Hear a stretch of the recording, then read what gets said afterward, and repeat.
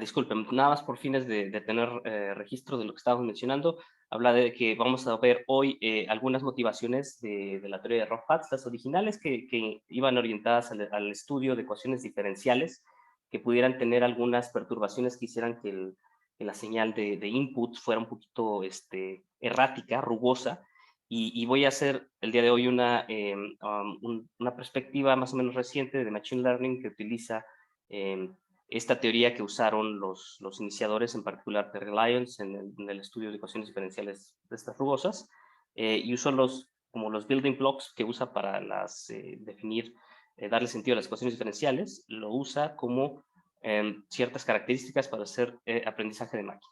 Entonces vamos a ver, la parte motivacional clásica, ¿no? La motivación clásica es la siguiente. Ay, porfa, deténganme si ahí se me van las cabras o si digo alguna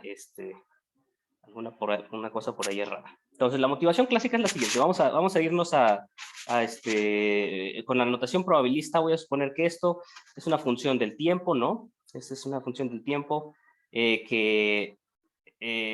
cuya regularidad no voy a especificar porque voy a estar haciendo trampa muchas veces. Entonces, lo clásico que vemos en ecuaciones diferenciales es ecuaciones diferenciales de este tipo, cuál es la función y de t que satisface que aplico un campo vectorial y obtengo b de t con condición inicial dada, ¿no? Y de 0 es igual a y0. ¿Okay? Eso es lo clásico y de ahí, obviamente, puedes cuando tratas de hecho de probar, no sé si recuerdan, pero en su curso de ecuaciones, cuando tratas de probar existencia y unicidad de este tipo de ecuaciones, lo que haces es tratar de interpretar esto de una manera integral, que es de esta manera, que notacionalmente, luego me acuerdo que criticábamos mucho en la licenciatura, me arrepiento de eso, que era que esto lo veíamos como incrementos, ¿no? Ya no me parece tan grave verlo como incrementos porque numéricamente haces muchas cosas de ese estilo, lo único es que debes tener cuidado de los esquemas numéricos que utilices, ¿no? Pero eso con cautela es una intuición bastante saludable, ¿no? Y esto, por esto me refiero, el sentido que le estoy dando es que un incremento en la y debería de verse como una integral de S a t de b de y de r de r, ¿vale? Entonces, bueno, eso es lo clásico de ecuaciones diferenciales.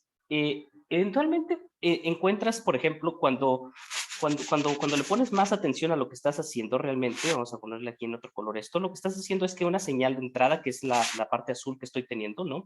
Un pequeño incremento en el tiempo te está dando un incremento esto lo vemos como un input, ¿no? Está dando un incremento en el output de acuerdo a una perturbación dictada por una función b, ¿no? Evidentemente aquí estoy suponiendo que b de r en r satisface ciertas condiciones que no voy a especificar, pero bueno, es una función de r en r. Entonces, pues esto es lo que se hace normalmente, ¿no? El siguiente paso de generalidad, ¿no? El siguiente paso de generalidad es hacer un experimento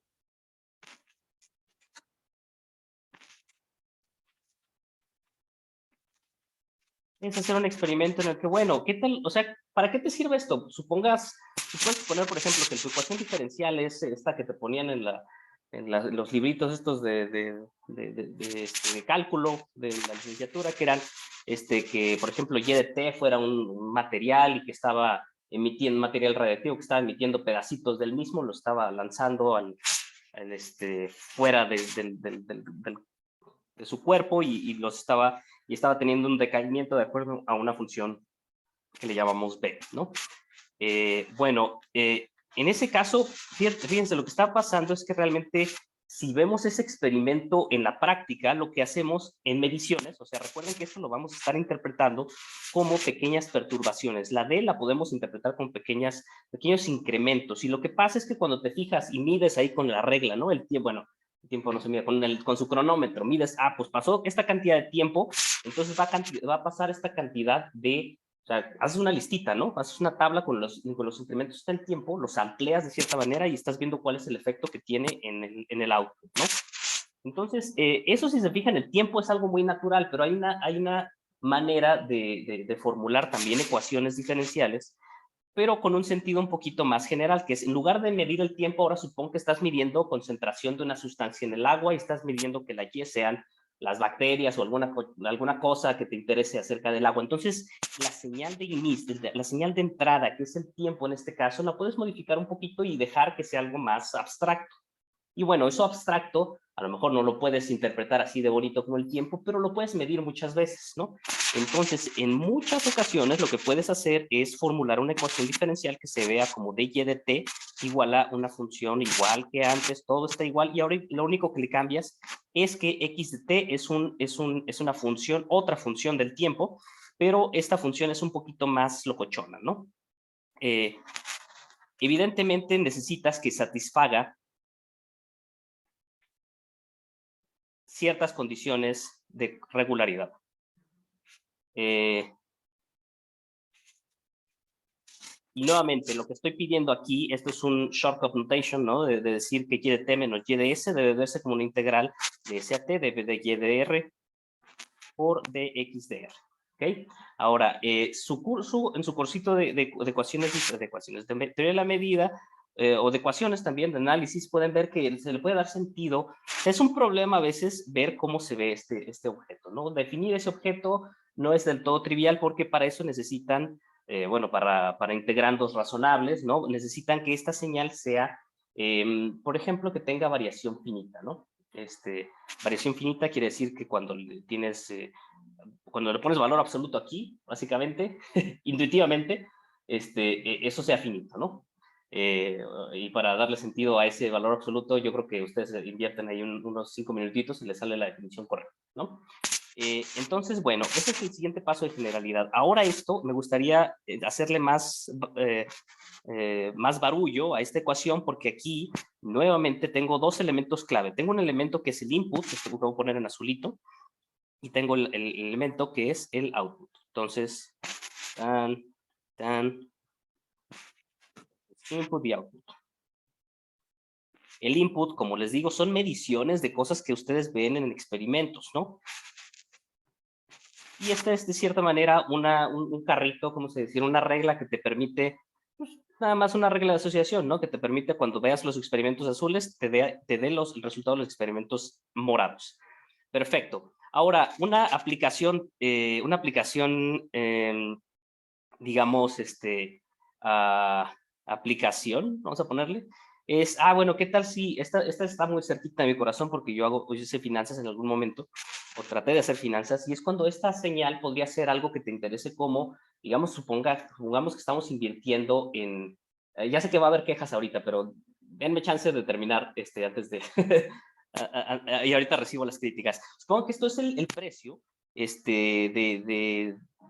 de alguna cosa muy errada, como el tipo de cambio, el precio del dólar, el precio en pesos del dólar. Y estás tratando de obtener YDT que sea, digamos, algo que sea, por ejemplo, mi cartera de inversión de pesos, ¿no? De inversión de divisas. Entonces, de acuerdo a una regla, que esté dictada de acuerdo a la función B, voy a tener cierto precio y voy a invertir una cantidad que dependa del capital que tengo en este momento y voy a obtener una pequeña compensación o un penalty dependiendo de si le aposté bien o le aposté mal a la acción. Entonces esto me va a dar, esa podría ser una posible aplicación y de hecho es bien razonable, ¿no? Desafortunadamente, esta aplicación, si se van al, ahora vamos a poner el lado negativo de esta formulación. El lado negativo de la formulación es que si vemos el mercado en tiempo real, si vemos el mercado en tiempo real,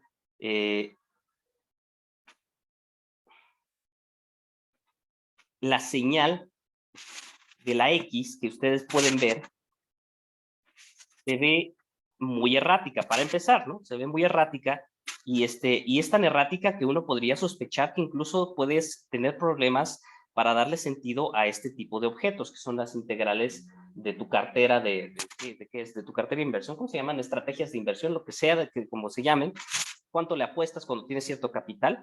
Y pues efectivamente hay un problema. O sea, cuando ves el lado formal, esto es, podría haber un problema.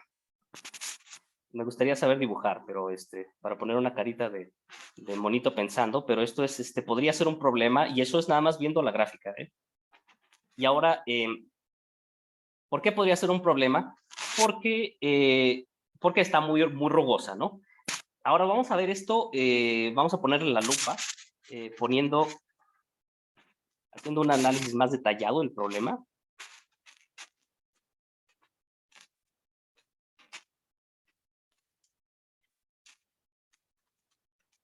Haciendo un análisis más detallado del problema, podemos ver que si consideramos esta ecuación diferencial,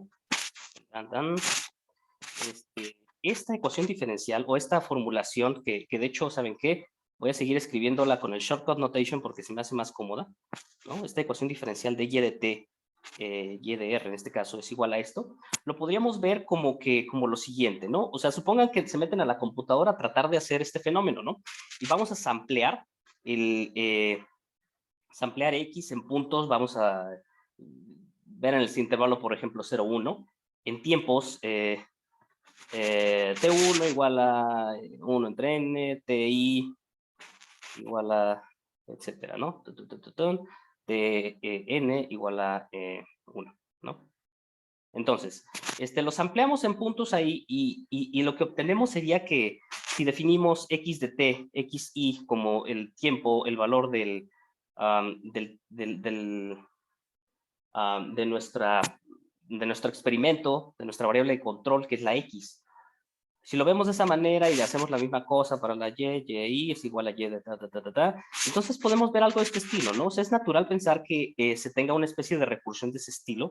Y más 1 es igual a la anterior que tenía. Pues claro, porque esto simplemente te está diciendo, que un pequeño incremento r más epsilon menos yr debe de ser aprox b de y de r multiplicado por el x R más epsilon, y aquí me voy a meter un autogol, en esta ecuación me estoy metiendo un autogol que ahorita les explico, pero es más o menos razonable, ¿no? O sea, el posterior va a ser el que tenía antes más un cachito, y el cachito, ¿cómo está dictado? Bueno, pues está dictado por la B, que es el valor, y aquí lo voy a poner con el autogol que les digo, es muy sutil, que lo voy a poner en este punto, ¿no?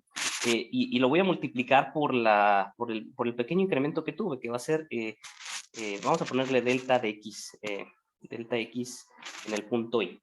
Entonces, una manera como natural, más o menos, de ver este tipo de objetos es cuando mezclas una parte, este es un modelo ya.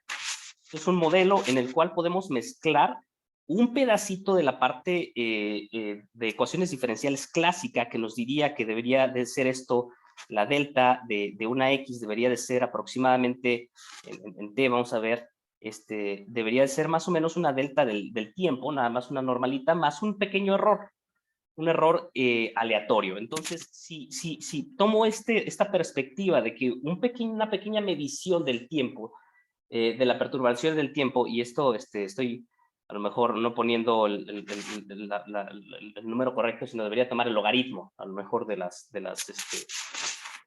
divisas para que me queden positivas y negativas. Voy a tener un pequeño incremento en el tiempo que va a estar dado por dt, ¿no? Y esto va a ser más o menos, ¿cuánto? 1 entre n, más un pequeño error, ¿no? Y este pequeño error lo voy a escoger de manera que la ecuación, cuando tome n tender a infinito, me dé algo no trivial. Bueno, eso me restringe, y esto créanmelo, y a lo mejor les suena natural por la ley de los grandes números, por el teorema del límite central, lo puedo tomar como errores gaussianos I y D, ¿no? Multiplicados por un factor que podría hacerse darme algo no trivial en el límite. Entonces aquí lo que voy a tomar es que estos CIs sean variables aleatorias I y D con distribución gaussiana. I y D con distribución gaussiana. Estándar. Entonces, boom, ya está. Se puede ver que cuando sacan el límite de esto, cuando n tiende a infinito, converge algo no trivial. O sea, el límite de esto, que es lo más natural, porque, o sea, vamos a ponernos otra vez en los zapatos de lo que estábamos haciendo antes. Lo que está diciendo esta ecuación es que es muy razonable. O sea, lo que veo nuevo debería ser pues, ya lo que tenía, más la inversión que tenía de acuerdo a un pequeño compensación, de acuerdo a eso. Y voy a tener una parte aleatoria, ¿no? Que cada vez que tenga una nueva observación, se va a olvidar de las otras observaciones. El hecho de que estas sean variables aleatorias independientes, al menos el hecho de que sean independientes, es muy, muy, muy razonable en este contexto, ¿no? El de ir apostando. Y al final, cuando sacas el límite, cuando tomamos límite, obtenemos algo.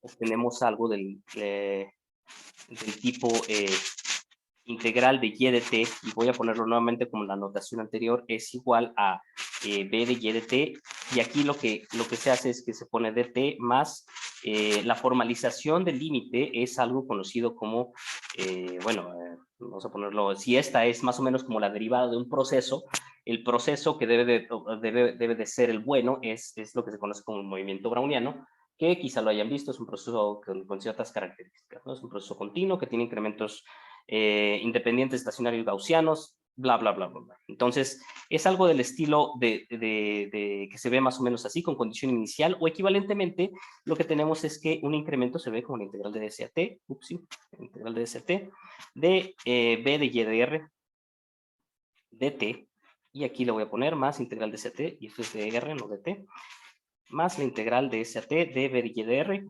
multiplicado por db. Aquí ya hay un problema. Este objeto de aquí, no sé si han escuchado chismecitos de prueba, pero es muy sutil de definir. O sea, este objeto es sutil de definir. No es sutil de definir. No es un objeto oscuro o malo o lo que quieran, simplemente es un objeto que es muy sensible a cambios que son muy naturales cuando haces métodos numéricos para cuadraturas de integrales. O sea, por ejemplo, si quisieran hacer esto con sus cursitos definir esto mediante el límite de cursitos de cuadraturas de licenciatura, podrían tener problemas en cuanto a cómo, cuáles son los puntos que toman como sampleos para definir las sumas de Riemann. Entonces es algo muy sutil. ¿Okay? Y de manera general, esto motiva, o sea, ya que obtenemos esto motiva a preguntarnos, esto motiva a formular ecuaciones de este estilo.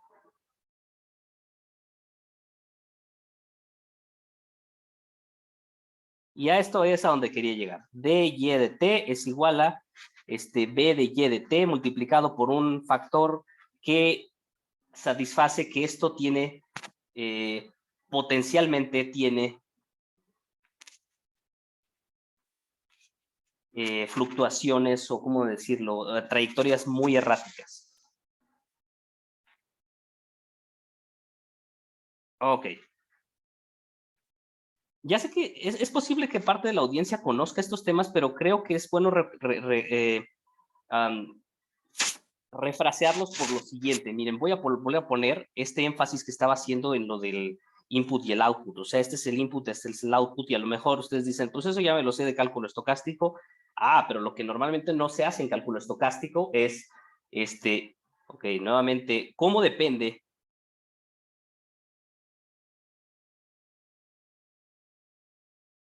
el input, el output, perdón, en función del input?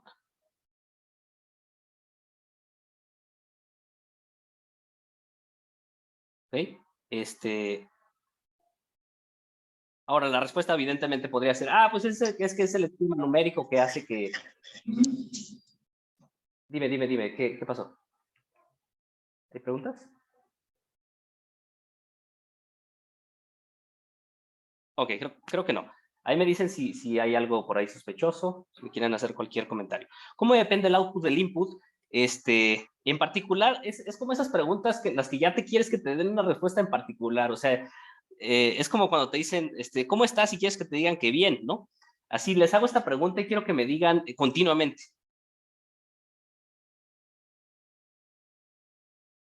Y pum, ahí nos cuatrapeamos muchísimo porque la manera en la que se hace esto en en el esquema numérico que les di previamente, en el que tomamos el límite de ciertas aproximaciones, sampleos, ¿no?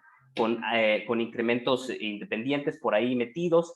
Ese proceso es demasiado sensible a la trayectoria del browniano, perdón, a la trayectoria del input. O sea, cada vez que le inventamos una trayectoria, el output va a depender de una manera muy errática sí, del input en caso de que las trayectorias sean muy erráticas.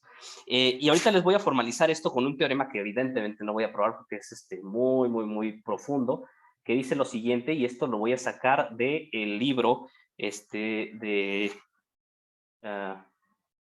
no sé cuándo lo probaron, proposición, pero lo probó el fundador de la teoría, que es Terry Lyons, junto con sus colegas. Y dice lo siguiente: si existe, no existe un espacio de Banach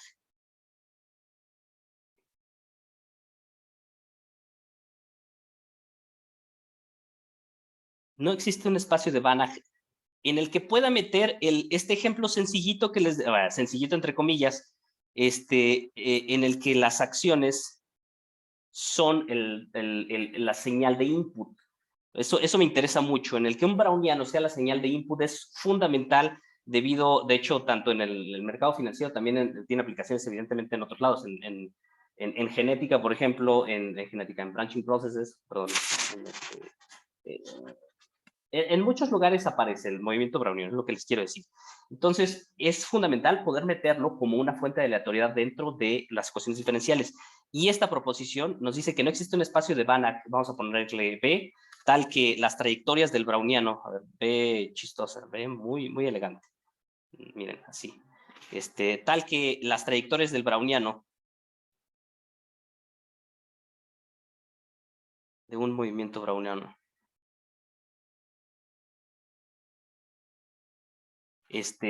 pertenezcan al espacio B, y puede ser lo que quiera, o sea, no estoy diciendo nada, simplemente pido que las trayectorias del movimiento browniano pertenezcan aquí, casi seguramente,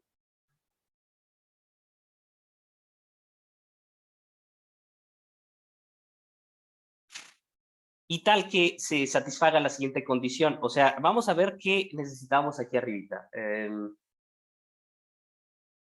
Vamos a ver qué necesitamos aquí arribita.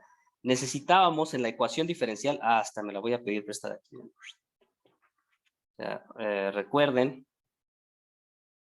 que esto quiero que lo tengan así como en su imaginación en el momento en el que haga esto, ¿no?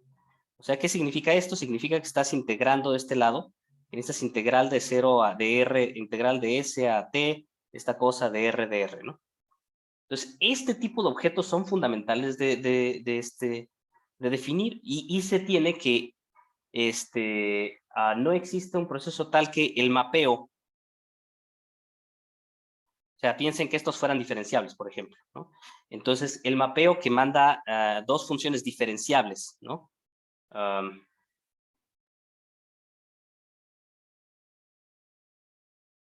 A una función que sea, digamos, función de la parte superior de f de t. Aquí vean lo que estamos haciendo es integrar con respecto a esto, integrar con respecto a una trayectoria continua, lo que significa es simplemente derivar, multiplicar por dt, ¿no? Esto es el cuadrito que le estaba diciendo. Pum, pum, pum, pum, pum, pum, pum.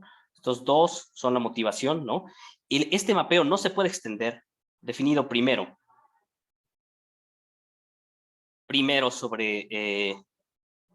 sobre las funciones f y g diferenciables,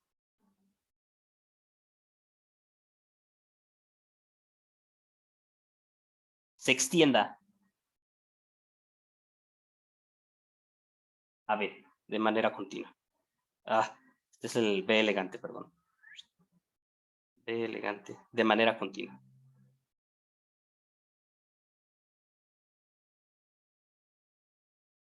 Lo cual es bastante sorprendente, de hecho. O sea, esto nos dice que el browniano es suficientemente errático como para que algo que es supernatural, que es extender una operación que es integración, lo puedas extender a un espacio, al espacio B, ¿no? esto de hecho es una cosa muy problemática en el sentido de la pregunta que estábamos queriendo responder aquí, ¿no? O sea, podemos hacer que X o B en este caso pertenezca a un espacio, demos un espacio súper bonito de manera que podamos meter el ejemplo no trivial que queremos y que al mismo tiempo podamos definir, por ejemplo, una integral. A mí se me haría bien natural, por ejemplo, si el movimiento browniano lo aproximara con una familia de funciones suficientemente rica, a lo mejor me gustaría que la definición de integral la pueda tener como la cerradura o la aproximación con funciones, con la misma acción, pero en funciones más sencillas, que serían las diferenciables. Bueno, pues eso no se puede. Entonces, esto da pues nos batea un poquito nuestro approach que teníamos en... Dime. Ayúdame a entender un momento qué está queriendo decir esta proposición que tiene que ver con lo anterior. Parece un teorema abstracto. ¿Sí? Estás hablando de un movimiento browniano en un espacio de Banach y de la Así es. extensión de un mapeo F y G. Me imagino que son curvas, ¿no? Pero toman Sí, valores en B. A ver, así es. explícame un momento que no entiendo ahorita la Ahí te va, mira. Estas son abstracción. curvas que están definidas en de R a R, ¿no? Y tú lo que quieres es que o sea, a mí me gustaría definir, vamos a ponerlo así. A mí me gustaría definir, por ejemplo, integral de 0 a t de, esto va a estar mal, pues, de O sea, y de más bien t. que, pero no es que la trayectoria completa está en el espacio de Banach.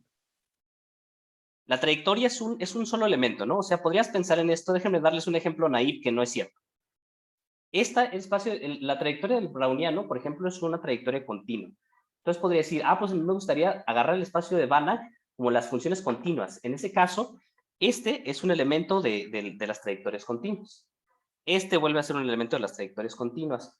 Y sé definir la integral para elementos sencillos, ¿no? Que están dentro de mi espacio de Banach. Yo no digo que la trayectoria tenga espacio, o sea, vamos a poner un disclaimer aquí. Disclaimer.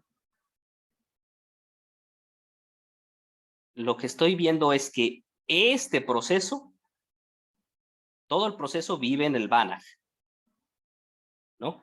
No estoy diciendo que B de T viva en el Banach con T fijo, ¿no? Estoy diciendo que toda la trayectoria le dé una forma, le dé una estructura, digamos, de funciones continuas. Otra que a lo Es mejor se decir, te o sea, hará el más... espacio de Banach es alguna condición que estás poniendo las funciones, alguna integrabilidad. Ok. Exactamente. Y de No hecho, es la algo que va a estar... abstracto, es algo concreto, ¿no? Son las funciones con algo. Ok. Son las funciones con algo, y de hecho un ejemplo que va a estar más cerca de nuestros corazoncitos más adelante va a ser el caso en el que B sea un espacio de funciones Helder, y hay una norma que le puedes poner a las funciones Helder, y bueno, la necesidad de meter las funciones Helder es que la continuidad de Helder te habla de cierta manera, acerca de la regularidad de una trayectoria, y la integrabilidad de este tipo de cosas se puede poner muchas veces en cuanto a sí y no, dependiendo de la trayectoria, la Helder continuidad de la trayectoria. Pero sí, eso es más o menos lo que estoy tratando de hacer.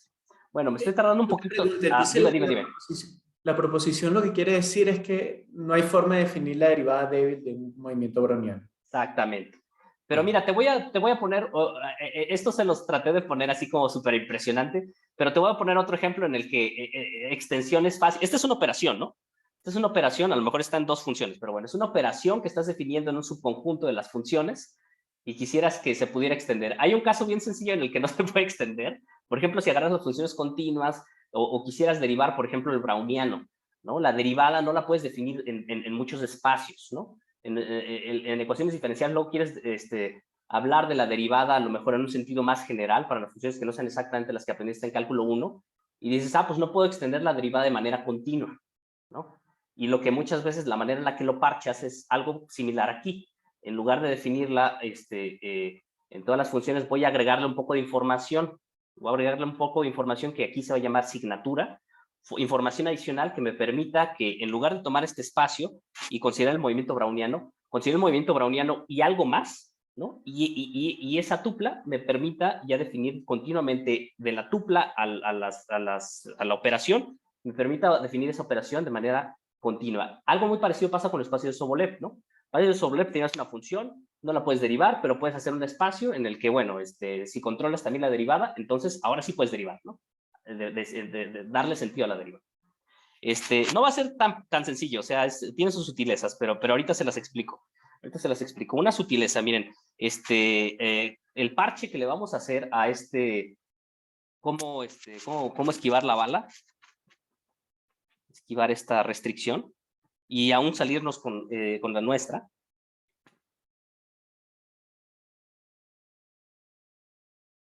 Es la siguiente. Vamos a hacer que el y, vamos a considerar nuevamente la ecuación diferencial y t igual a, la van a vomitar, pero les prometo que va a ser fruitful, ¿no? Va a ser va a valer la pena. Vamos a considerar otra vez esta ecuación diferencial, integral de ct, de ¿ok? Entonces, de x es. No, voy a fingir que pudiera definir esto, ¿no? Y de hecho puedo fingirlo más o menos satisfactoriamente porque puedo pensar que estos son aproximaciones finitas que hago en la computadora. ¿Ok? Entonces, voy a tratar de imitar la naturaleza de lo de las integraciones, perdón, las iteraciones de Picard. ¿Ok? Voy a ver esto como, ¿qué se puede hacer? Miren, vamos a hacerlo de esta manera. Es más, voy a ponerlo de manera un poquito más general. Vamos a poner el framework general, porque ahorita voy a irme a una aplicación interesante. Framework general. Ah, y les prometo, lo de Machine Learning viene después de que haga esto, ¿sale? Por si alguien lo está esperando. El framework general es el siguiente. Voy a suponer que y de t es un proceso que está tomando valores en R a una potencia dada, ¿no? Vamos a poner yt1 de yt e, ¿no? Donde es un número, ahí, de donde es un número natural, y voy a suponer que la señal que estoy obteniendo es algo parecido. Esto es lo más general que pueden obtener, ¿no? Bueno, no es cierto, pero pueden obtener cosas muy generales con esto ya. Y evidentemente B es una cosa que va a estar comiendo un pequeño incremento y lo va a estar transformando linealmente, es decir, va a ser una función, una matriz, ¿no? B va a ser una matriz que esté en, siempre me hago bolas, pero creo que esto debería ser E cruz D, ¿no? Donde B debe de ser de la forma B y K, donde 1 menor o igual que I menor o igual que E es la dimensión del output y el 1 menor o igual que K menor o igual que D debe ser la dimensión del input, ¿no? Señal, output. Ok, entonces esta ecuación se traduce o sea, si le quito lo matricial, se traduce en que cada componente, vamos a llamarle I, el incremento en cada componente debe de verse de la siguiente manera, debe de verse como una integral de CAT de la acción de la matriz sobre un pequeño incremento, pues eso va a ser nada más multiplicación matricial que se ve de esta manera, K igual a 1 a D, de B y K, evaluado en el YR, multiplicado con, híjole, siempre cuando hay muchos índices me da mucho miedo porque luego cometo errores, pero creo que ya cometí el primero, no, todavía no. Entonces algo de este estilo, ¿no? Y hasta a mí no me gusta por alguna razón tener las integrales después de las sumas, antes de las sumas, así que lo voy a poner así. Entonces ya, esta es la formulación, ¿no? Esta es nuestra ecuación. Y aquí les voy a echar la magia, miren, la gambeta. Esta cosa, supongan que la están tomando como como es el input, son los experimentos que ustedes están viendo, posiblemente lo puedan determinar, ¿no? Pueden pensar que ese es exactamente uno de los puntos que hicieron para la interpolación. Entonces, ese va a ser algo, digamos, conocido. Y esta otra cosa también la deberían de conocer, pero al menos en tiempos, creo que la había puesto en azul y morado. Ah, entonces necesito otro color. Esta cosa va a ser, vamos a ponerla en color verde para que se vea que ese podría ser supongan que ya lo conozco. Suponer que tengo acceso a él, ¿no?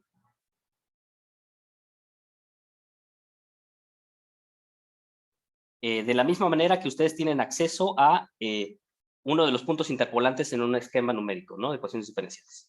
Bueno, ahí les va. Entonces, voy a agarrar esta y pues nomás les voy a aplicar la misma filosofía que en iteraciones de Picard.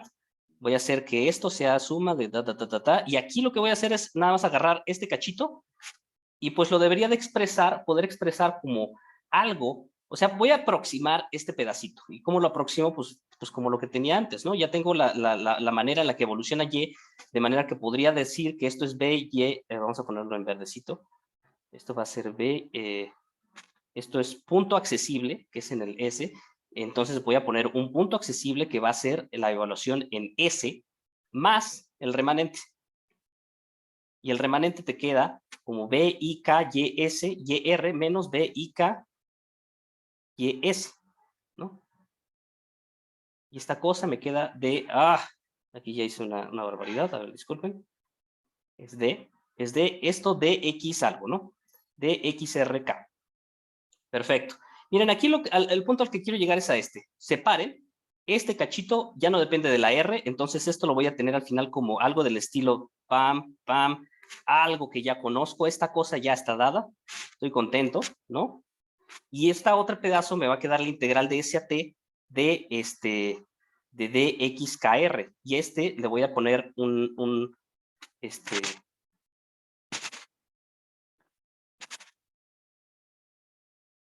color distinto. O sea, esta cosa va a ser un objeto, objeto importante, ¿no? Un objeto mágico que vamos a ver después.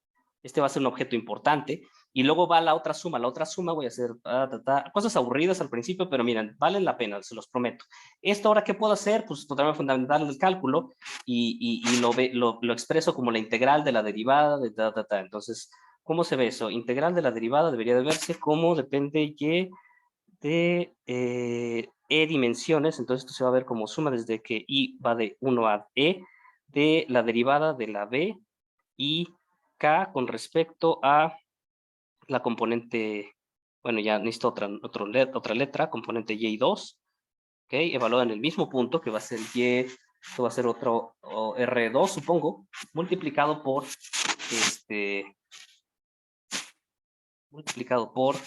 voy a poner aquí abajito,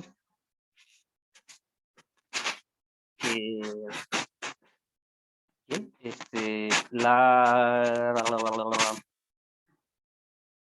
el DY, ¿no? DY y 2, de R2, perfecto, DXRK, y ahora ya sé cómo se ve ¿no? Déjeme llamarle R1, bueno, lo vamos a llamar eventualmente R1, ¿no? Pero por el momento tengo algo de este estilo, dos integrales, me falta la integral de lo de adentro, a ver, déjame poner la integral de lo de adentro, integral de SAT, esto va a ser integral de SAR, ¿no? Este puntito de por acá. Perfecto. Entonces ya más o menos lo tengo porque este pedacito está dictado de acuerdo a la ecuación diferencial que tenía por acá, ¿no? Entonces, a su vez, este cacho lo voy a poder ver como algo determinista, algo ya conocido. Entonces, esta cosa debería de ser integral de S a R del mismo chunche. Déjenme copiar y pegar nada más. Y, ok, perfecto. Entonces, esta cosa era B. Ay, Diosito, una suma sobre todas las componentes y nada más pongo la componente y el K. Va, ahí va. A ver si me acuerdo. Esto debería ser una suma sobre todas las componentes que les voy a marcar K2, que van de 1 a D, de la evaluación de B en Y R2 al parecer, multiplicado por el D. No, esta es la componente, perdón, componente I2K2. Y luego multiplico por dx y K2 de R2. Ok, qué lata, ¿verdad? Pero ya les prometo que eso era lo único. Lo quito, pongo este cachito. Ahí está, ¿no? Ahí no lo debí de haber puesto. Entonces, pues ya tengo mi expresión integral. Me faltaba una integral acá, integral de S a T, ¿no? Integral de S a T. Y ya lo tengo, miren, aquí está la magia. Aquí está la magia. Estos términos van a ser fundamentales. ¿Por qué? Porque puedo hacer el mismo truco nuevamente y aquí tengo esta cosa que va a ser lo mismo, pero ahora voy a evaluar en el punto interpolante, estilo métodos numéricos. O sea, en lugar de evaluarlo en este punto, lo voy a evaluar en uno cerquita, que va a ser el S, perdón. más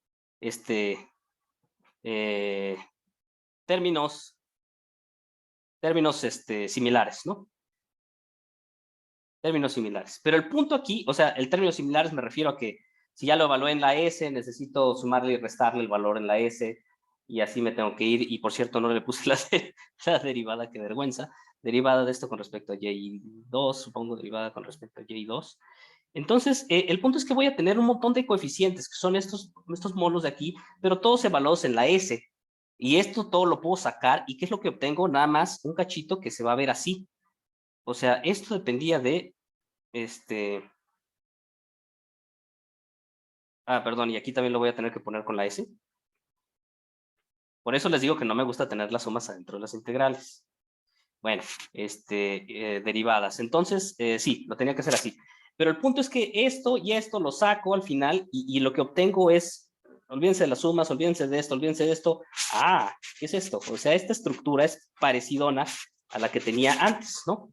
Entonces, al final, esto se ve como una suma de términos en coeficientes que dependen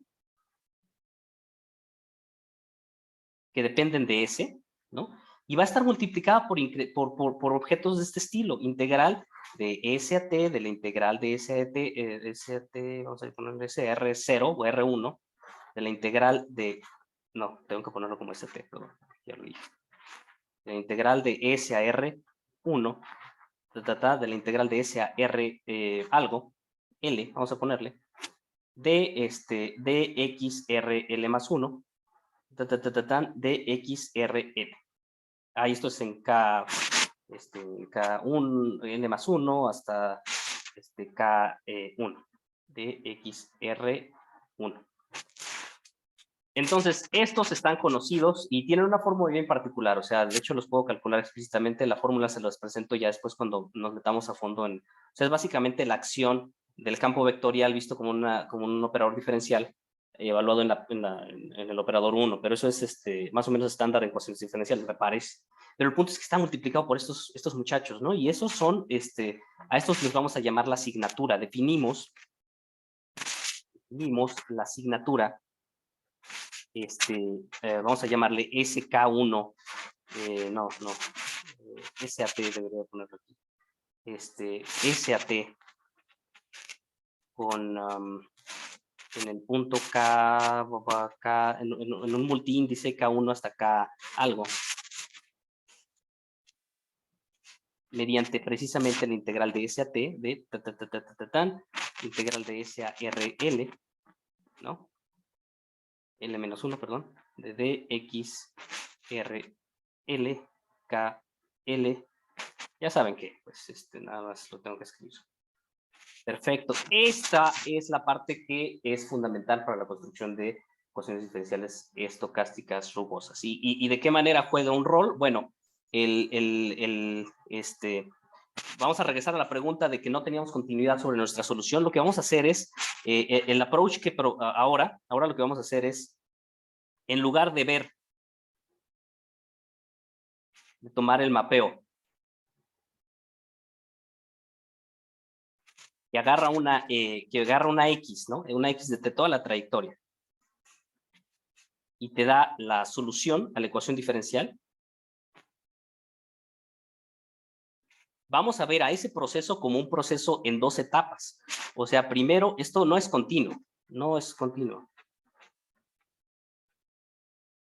Pero este otro proceso que puede agarrar a X de T, ¿no?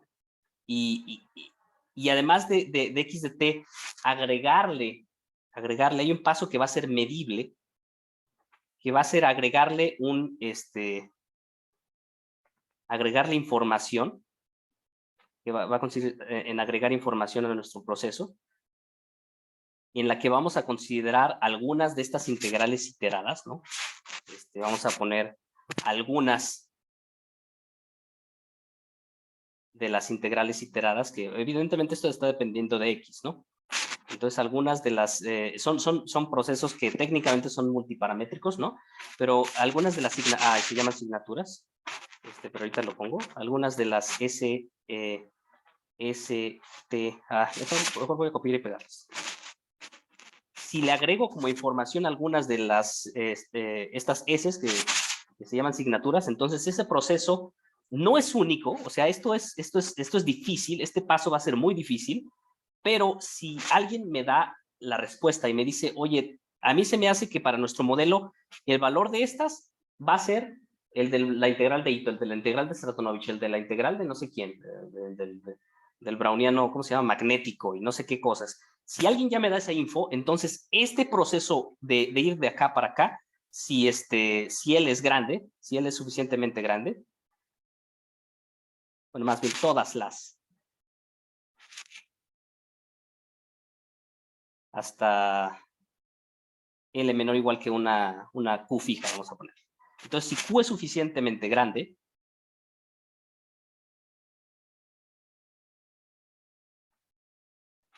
este proceso que va a mandar a la X a la Y, sí es continuo. Oye, Arturo, ¿y qué tan grande? ¿Cómo, de qué Para depende? nosotros, para nosotros depende, va a depender este grande, buen punto, que depende, este grande depende de la Helder continuidad.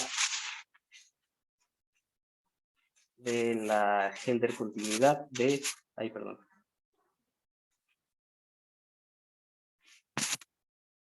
La Helder continuidad. Continuidad de X. No les he dicho ni siquiera en qué sentido es continuo. Va a ser en un sentido de un espacio que tiene que ver con un espacio de Helder, o también lo pueden tomar como un espacio de variaciones finitas. Son métricas que hacen cosas parecidas. Y, por ejemplo, si la continuidad de Helder es, por ejemplo, si X es alfa Helder continuo, me parece, es que no recuerdo con exactitud, se los presento ya más adelante, necesitan que Q sea igual a la parte entera de 1 entre alfa. Me parecía que era algo de este estilo. Entonces, por ejemplo, hay unos procesos que me gusta mucho a mí, que es el movimiento browniano fraccionario, al que le puedes aplicar este tipo de razonamientos para hacer, por ejemplo, tiene un parámetro que te mide la Helder continuidad, entre otras cosas, que es el parámetro de Hurst, y ese parámetro, por ejemplo, si permitimos que, tú conoces ese, José Luis, si permitimos que H sea mayor que 1/3, por ejemplo, puedes hacer este tipo de construcciones, incluyendo el movimiento browniano, ¿no? Va a ser continuo. Entonces esto iba hasta aquí de T. Y como dices, Okay. depende de la integral que elijas, ¿verdad, Arturo? Eso va a ser algo bien raro. O sea, lo que estamos haciendo es una trampa enorme. Este paso supones que le diste check y supones que ya sabes cuál va a ser el valor de estas cosas. Uno, cuando la ve por primera vez, podría decir, pues esto está definido, ¿no? No está completamente definido este cachito. No ven mi pantalla, ¿verdad? Está retrasada la señal. A ver. Está retrasada la señal. Denme un segundito. Ahí va. Bueno, aquí voy a apelar un poquito a cosas de cálculo estocástico, ahí disculpan. A ver, déjenme ver que se actualice todo. Este objeto, piensen que su señal de entrada es el movimiento browniano. Es más o menos conocido en la comunidad de procesos estocásticos que existen diferentes nociones de integración. Y les adelanto, si ustedes toman, por ejemplo, la integral, hay tres integrales importantes, una en probabilidad. Una es la integral de Stratonovich, que es una cosa muy parecida a los esquemas numéricos del teorema del punto medio, del esquema del punto medio, se me olvidó cómo se llama, regla de Milne, no sé cómo se llama. Eso te da un tipo de integración estocástica. Y esa se puede ver que es estrictamente diferente a la integración estocástica que te da la integral de Ito, que fue definida más como en el contexto de las evoluciones que les puse de finanzas, ¿no? Que no salieron de finanzas, salieron de otro régimen de la ciencia, pero de todos modos eran fundamentales. Y esas dos que son supernaturales te dan cosas distintas aquí. Entonces el paso en el que dices, pues ya tengo estas, no está tan fácil, ¿no? O sea, necesitas construirlas, y de hecho parte de lo que te platicaba al principio, Héctor, le platicaba a Héctor, parte de cómo proponer o construir estas es todo un arte, ¿no? Y hay varios approaches, algunos probabilistas para construirlos, y hay uno bien interesante que no investigamos a fondo, que está basado en cálculo fraccional. Pero bueno, pues esto es el overview de lo principal. Ahora, déjenme, me quedan 15 minutitos. ¿Me dan chance? En estos 15 minutitos les quisiera decir unas aplicaciones súper hermosas que he visto de aplicaciones en Machine Learning. Aplicaciones en Machine Learning. Y esto ya se olvidan de... se olvidan de todo lo que vimos y vamos a ver a simplemente el objeto principal de interés va a ser las asignaturas. Ya nos vamos a olvidar. Van a ser estas asignaturas K1, KQ, de S a T, ¿no? Y estas, de hecho, bueno, va a estar súper interesante. Va a ser el conjunto de todas estas. ¿Estas qué son? Estas son funciones. Estos son números, ¿no? Estos son números que dependen de, obviamente, de S, de T. Puedes suponer que S y T están fijos. Pueden suponer que por ejemplo, S, que S es igual a 0 y T es igual a 1. Y esto depende de la trayectoria de la X, ¿no? O sea, de la trayectoria de la X de acuerdo a esta cosa que está por acá. Supongan que la trayectoria es diferenciable de manera que esto tiene una única respuesta, ¿no? Siempre existe esta cosa si es de manera única, si la trayectoria es suficiente, si es diferenciable. Absolutamente continua en general. Entonces, estos objetos, como fueron útiles, como fueron características, o sea, aquí el remark es que estas cosas que se llaman signaturas,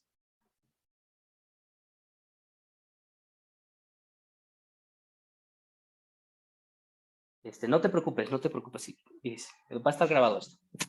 Estas signaturas son propiedades, las signaturas son features o propiedades o características especiales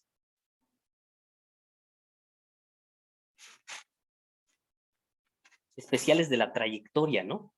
Entonces, vamos a poner este problema. Vamos a poner un problema muy complicado, que es el problema práctico. Es el problema de Chinese Handwriting Recognition. Vamos a ver un segundo. Hay otro comentario aquí. Ay, perdón. Sale Henry. Sí, va a quedar grabado, no te preocupes. Entonces, miren, déjame dejar de compartir aquí e irme a... le pedí a un amigo que me ayudara con esto. A ver si entendido. Miren, el problema es el siguiente. Vamos a agarrar... ¿Sí ven mi pantalla?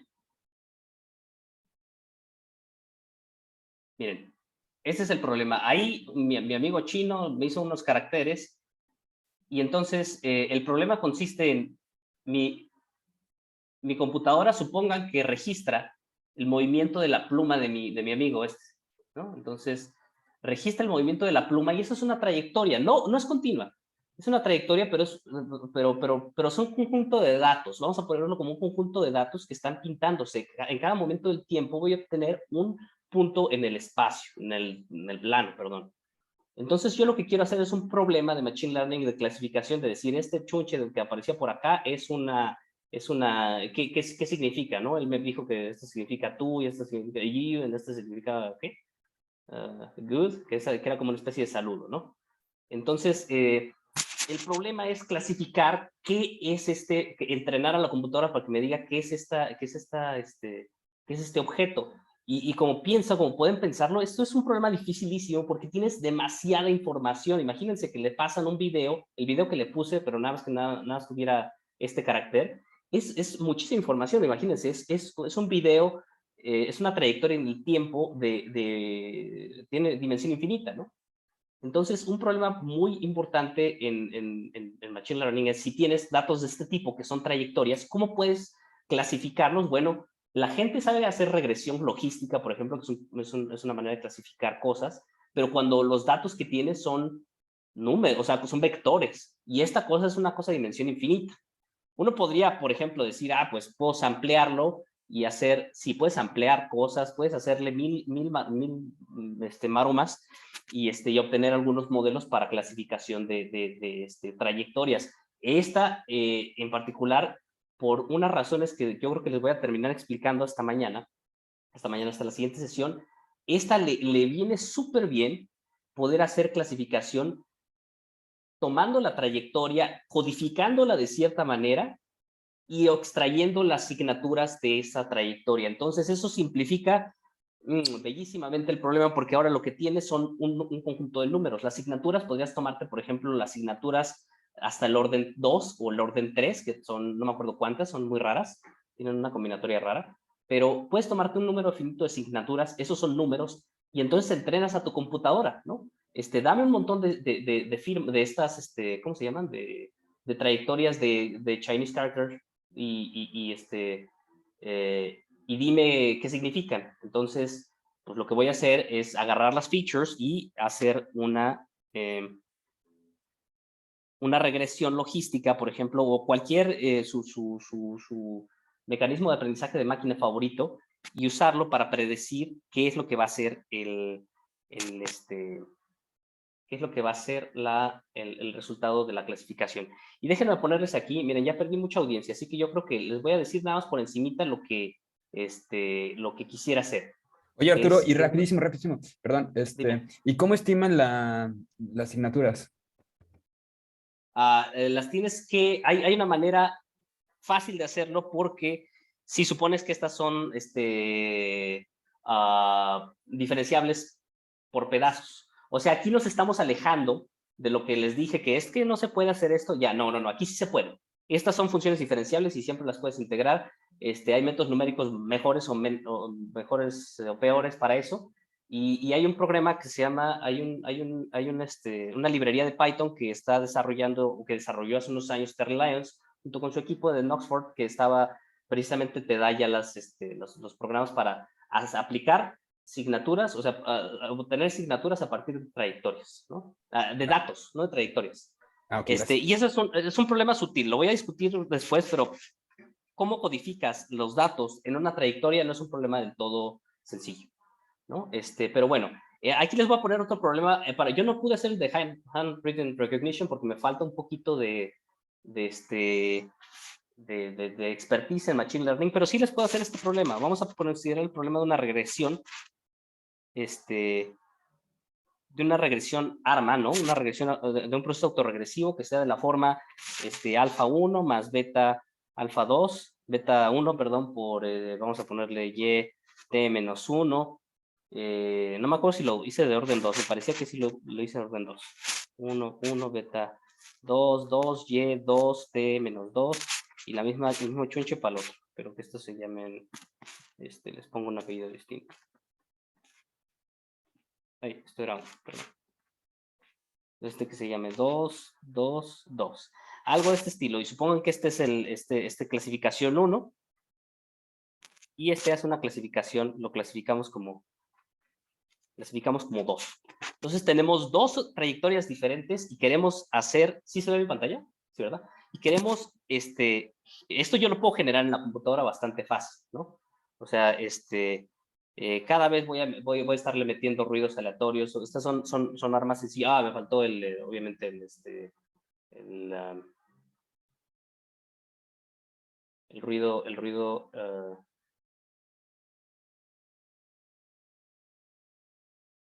esto está mal escrito, perdón. Son los ruidos, no son las yes. No, ¿cómo no? Sí estaban bien, sí estaban bien. Y me falta un ruido. Más epsilon, t. Vamos a ponerle 1 más epsilon t 2. Ahí está, ahora sí está bien. Entonces, estos son los ruidos gaussianos y pueden ver que estas cosas son procesos que son estacionarios. Y ahí está el problemita de clasificación de estos de dos armas distintos. Supongo que tengo parámetros distintos, que este es el mismo, supongo que este es el mismo, a lo mejor este va a ser el mismo, ¿no? Ahí está, alfa. Y estos son independientes siempre, entonces estos no tengo cómo jugar con ellos, pero estos son parámetros, entonces supongo que estos los escojo de cierta manera que sean distintos, y lo que voy a ver son trayectorias relativamente distintas. Y déjenme enseñarles el codiguito de Python. Lo voy a volver a hacer esto la siguiente semana porque ahorita me va a faltar tiempo, yo creo. Más tengo como 5 minutos. Entonces, el codiguito es el siguiente. Miren, aquí, no sé dónde lo que. Aquí anda, miren. Entonces, Bueno, aquí ya déjenles explico los dibujitos. Lo que hice fue hacer una rutina ¿de cuánto? De varias trayectorias, de 50 trayectorias de estas armas, ¿no? Y que son procesos que aparecen bastante en finanzas, por ejemplo, para modelación de ciertos ruidos que dirigen a las acciones. Y lo que hice fue calculé las asignaturas de orden, con combinaciones de CAS de orden 1, 2 y 3, ¿no? Entonces consideré cierto conjunto de asignaturas, o sea, estas las voy a usar como características, como features, y generé en dos modelos. En un modelo hago un arma que tiene uno de estos parámetros autorregresivos 0.0.1, 0.1, y el otro lo modifiqué poquito, ¿no? Y generé, aquí están, son un montón de trayectorias, aquí se ven empalmadas, un montón de trayectorias armas, y a ver, díganme si es, cuál es, o sea, si les diera la forma como ven es exacta, es bien parecida, o sea, quizá veo más rojos saliéndose de aquí, quizá, ¿no? Quizá yo alcanzo a ver que aquí hay más rojo y que los azules como que están más abajito. No sé si se alcanza a ver. Bueno. Se ve bien, se ve bien. Sí, se alcanza a ver. Entonces yo me imagino, pero es muy arriesgado decirlo, ¿no? O sea, nadie me va a creer. Son bastante indistinguibles y lo que hice fue extraerles las asignaturas y entrenar a la computadora, o sea, simplemente hice, a ver, aquí está modelo 1, modelo 2, aquí imprimí las trayectorias, y aquí hice un vector que contenía a todas las asignaturas. Sony, a ver, ¿qué pasó? Bueno, ahorita reviso lo que mandaste, Sony. Entonces, entonces esta rutina lo que hace es para cada asignatura le extrae un número finito de números. Perdón, para cada asignatura. Para cada trayectoria le extrae el número finito de números que son las asignaturas, ¿no? O sea, son números ya. Tengo ahora n números, n vectores de tamaño, no me acuerdo cuánto eran las asignaturas de tamaño 3, pero son algunos numeritos. Entonces, ahora sí puedo hacer, puedo formar una matriz que contiene, o sea, una matriz de entrenamiento de regresión. No hice nada más que una regresión, ¿no? Hice una regresión en donde los parámetros son las asignaturas y yo quiero decirte, pues si me das las asignaturas, les hago una combinación lineal y los filtro de acuerdo a una sigmoide, que es el approach normal en clasificación, a lo mejor por dummies, ¿no? Para el machine learning. Si hago ese procedimiento de una regresión simplecita, ¿no? Nada más sobre las asignaturas, lo que obtengo es, hice una regresión logística y le puse un penalty esto se llama regresión de Rich, o sea, una regresión especial para filtrar algunos ruidos, algunas variables que no me gusten. Bueno, hice todo ese proceso, obtuve un modelo y el modelo después lo testé, ¿no? Lo chequé sobre un modelo, un nuevo conjunto de simulaciones, ¿no? Independientes de las anteriores, ¿no? Volví a empezar de cero, hice todo eso y chequé cuántas veces me arrojó los resultados positivos. Y aquí estoy nervioso como no se imaginan. Vamos a ver cuántos resultados, vamos a correr la rutina. Entonces ya entreno en la computadora, está entrenando, entrenó. Ahí están las trayectorias y generó otro conjunto por ahí de cosas y vamos a ver qué me salió. La media, o sea, el promedio de veces, le llamé ME, el promedio de veces que le atiné es Chihuahua, bueno, 69. Igual, a veces me salían 80 y cosas así, pero bueno, fueron poquitas muestras, la atiné al menos un 69% de las veces, lo cual para ver esta trayectoria, imagínense, tratar de discernir entre estas dos trayectorias a mí se me hace sumamente difícil y además consideren que yo no soy un experto en Machine Learning y lo único que hice fue una regresión logística simplecita, sin pesos especiales, y hay muchas cosas que se pueden hacer al respecto, como poder usar, por ejemplo, algo que no implementé porque ya estaba medio pasado de tiempo, fue tratar de ponerle pesos a la regresión, o sea, por cierto, puedo hacer una regresión, se llaman regresiones lazo. La que hice fue una regresión de Rich. También puedo hacer una regresión lazo si le cambio el parámetro. No me acuerdo cuál daba mejores resultados. Vamos a ver. esta otra regresión lazo me da, vamos a ver. Bueno, me dio un poquito mejor la lazo, ¿no? La lazo me dio 76% de efectividad. Pero bueno, se pueden hacer mejores cosas. O sea, es una regresión lazo que penaliza de manera igual a todas las variables, cuando realmente lo que se debería de hacer es o sea, si quiero ser muy especial, con mi modelo debería de hacer ¿cómo se llama quitar una y poner una, se me olvidó, cross validation, ¿no? Podría ser una cross validation, mezclar muchas de las posibles pesos y tratar de dar un modelo que sea el mejor, que reduzca, bueno, un modelo que reduzca varianza de manera que sea un poquito más útil, pero al menos que fue súper naive, vean la cantidad de éxito que me dio, ¿no? Y eso que yo soy malísimo, bueno, no malísimo, pero malo para Machine Learning, apenas estoy en proceso de aprender, ¿verdad? Entonces, pues eso es todo, ya son las 5:15, ahora sí, eso es todo lo que les quería mostrar. Espero poder seguir con esto en la siguiente sesión. Les explico un poco de más detalles acerca del funcionamiento de esta regresión. Les explico otras aplicaciones que fueron en reconocimiento. Eso lo puedo seguir diciendo, déjenme en un segundito. Otra cosa en donde se han aplicado es en Chinese Recognition. Fue la primera, la aplicación grande que se hizo, que la hicieron evidentemente unos chinos en un concurso que hicieron acerca de a ver quién latinaba más de los caracteres chinos. Les funcionó bastante bien. Y después lo implementaron, creo que en algunas apps del Apple. Entonces, sí marcó una tendencia, al menos en ese régimen. Obviamente usa Machine Learning serio. Y hay otra que está, que se me hizo bien padre, que es esta. Esto lo saqué de un GIF de Google, en la que es una aplicación de reconocimiento de acciones de personas. Imagínense que una persona, eres capaz de identificar algunos puntos del cuerpo y obtener un video acerca de la trayectoria que sigue, por ejemplo, este men que está por acá, o Entonces, ves la trayectoria de los puntos, que es una dimensión, pues no es trivial, no es 2, pero tampoco va a ser 20 o alguna cosa así, no está tan grande.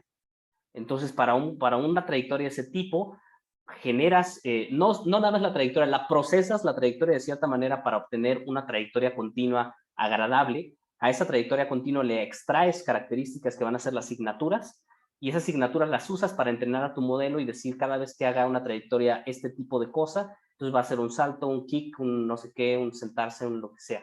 Y sí lo pudieron aplicar, no tiene que ver lo que le estoy diciendo, o sea, estoy asumiendo que ya tengo el esqueleto, ¿no?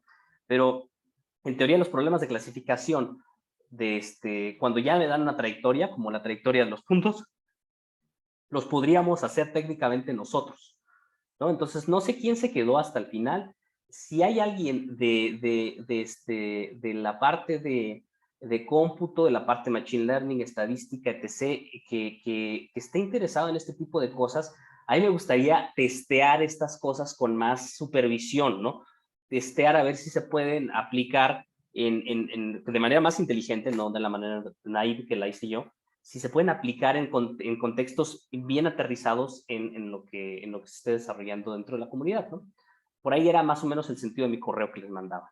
Y ahora sí, es todo lo que les quería hablar. Espero que lo hayan disfrutado. En las siguientes sesiones, yo creo que la siguiente voy a hablar acerca de por qué es natural, por qué es útil o por qué es razonable usar signaturas como características.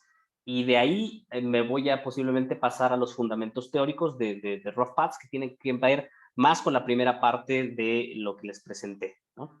Machine Learning posiblemente lo vaya a tocar relativamente poco después de esto, porque no me sé más aplicaciones, pero si hay alguien que me diga, mira, yo estoy haciendo esto, ayúdame a ver si funciona aquí, pues entonces ahí vemos qué hacemos y a lo mejor podemos hacer matemáticas interesantes, ¿no? Aplicadas. Ahora sí, eso fue todo. ¿Hay preguntas? Perdón por los 3 minutos extra. ¿Hay preguntas acerca de algo? Cuando apagues el recording, te hago preguntas.